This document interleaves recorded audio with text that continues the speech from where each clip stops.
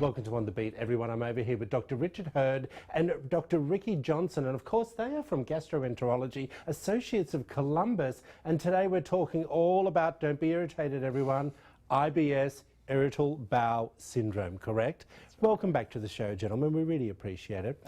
All right, let's discuss what IBS actually is, and we'll go with IBS, the acronyms, yeah? Yeah, irritable bowel syndrome, it's very difficult to say exactly what it is because a lot of it is symptoms outside of any other explanation. So, sorry, that's a little bit confusing, but we think that some people have sensitivity in their colon to certain foods they eat, right. And also it's affected by the bacteria in your intestines, so there's a lot of things that affect it.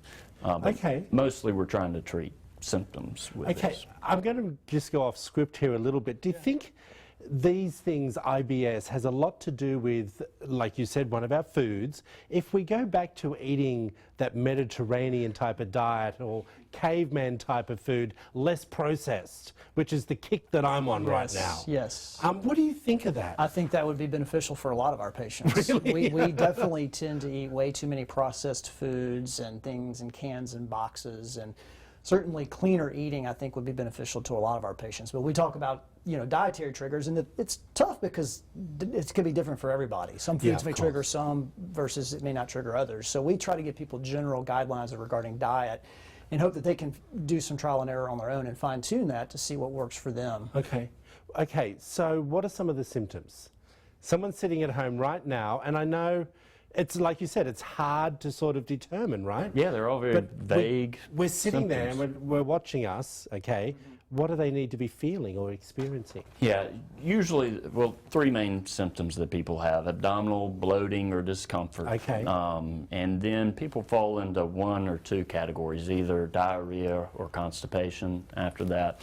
And so for people some people go back and forth even between diarrhea and constipation, and that is a very difficult subset of patients to treat.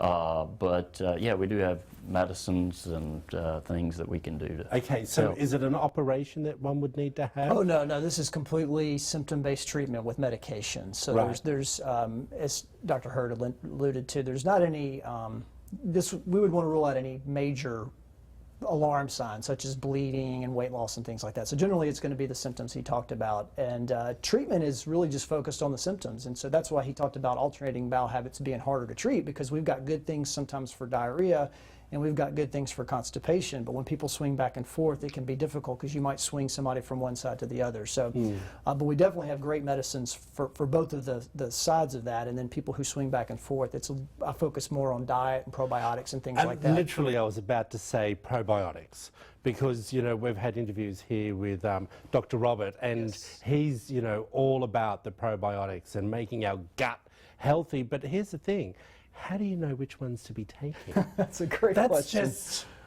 Yeah, we have some that have been studied. That's the important thing, is to know that the stuff that you're using is evidence-based and not based off of you know, this TV commercial you saw or this you know, my friend said. And if you come, this is all very complicated stuff. Come to us and we can help walk you through that. And this is what I want to wrap it up with the interview: health and lifestyle, eating a good balanced diet. That's where you're really starting with this. What are you eating? What are your symptoms? Right. And then you're fixing that. But along with the medications, I would assume you're saying, let's look at the diet, people. Oh, both, definitely. That's what's going to happen. For sure. I've noticed a big difference going a little greener myself. Yeah, and eliminating gluten and FODMAPs. There's all kinds of diet options. Well, guys, we appreciate you coming in again. Much appreciated. If you want to find out more, there it all is up on the screen, everyone. Dr. Richard Hurd and, of course, Dr. Ricky Johnston. They will take care of your IBS for you. Back after this short break.